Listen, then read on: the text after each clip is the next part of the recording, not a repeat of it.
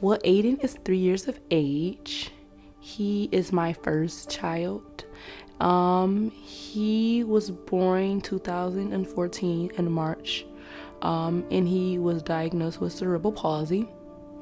He is physically impaired. He doesn't do anything on his own without help. I was feeling really pain in my stomach, and Aiden didn't move. So we called the EMS. The EMS picked us up, and I got there at like 12 o'clock. I waited in a waiting room. I think it was a waiting room until like 3 o'clock. They came in the room. They were saying like they were going to induce me. They were going to give me epidurals and everything. I kept explaining that he wasn't moving. Then they hooked this thing up to my stomach to, I guess, rate his heart rate and to see my contractions. And every time I guess I would have a contraction, his heart rate would drop. So at this moment I was becoming scared because I didn't know what was going on. And they came and finally gave me the epidural. And then like at 6:30 something, they walked in the room, about 6:30. There was a whole bunch of nurses. Didn't see a doctor until that time. And he walked in the room and said, you know, Miss Daphne, we have to give you emergency C-section. They wouldn't say what was wrong with him just yet. We didn't know anything.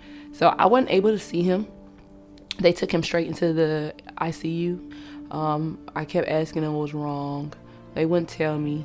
They would not tell me. All they said was he was a very sick baby, and that they told me that he had swallowed a bowel movement and he had received lack of oxygen to his brain.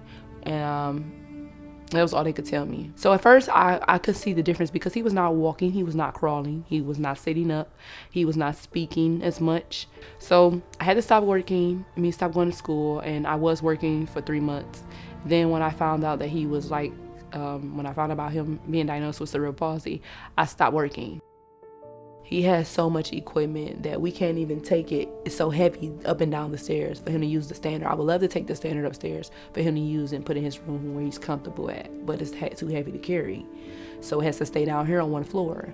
The wheelchair is like not functional to be moving around the house as much. You can't, the kitchen's not big enough for it to sit in there. Like, it's just not functional. He needs a house that's fit for him, to move around in much easier, like everything on one floor. That would be so much better. But when I moved in my house, I realized that I was doing everything on my own, getting him up, feeding him. Before I had a vehicle, I would call transportation to take me to every doctor's appointment. And when I tell you, it is so hard and difficult dealing with transportation because you're not their only client. Like, they have like 12 other people that they have. Pick up, drop off. You carrying a big car seat, he's heavy, it's just you by yourself, he's irritable, he's ready to go home. It's a lot.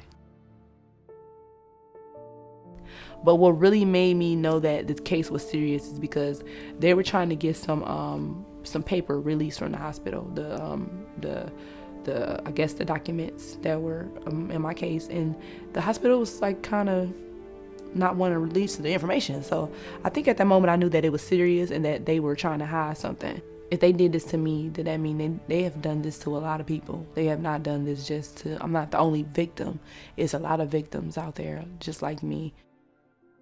But meeting Jeff and Jack had made it way much better than it did, and ever since I've won my settlement, I've been so busy just trying to do better for him, like everything I do is for him. So I want him to be happy, I want him to be comfortable, I want him to be satisfied. The first time I met him was we did a deposition at his law firm, and I met Jack. That was my first time meeting Jack ever, and I loved him. He was such a good guy. I'm thrilled that I have them as my lawyers, and like they took on everything because everything has just been nothing but blessings.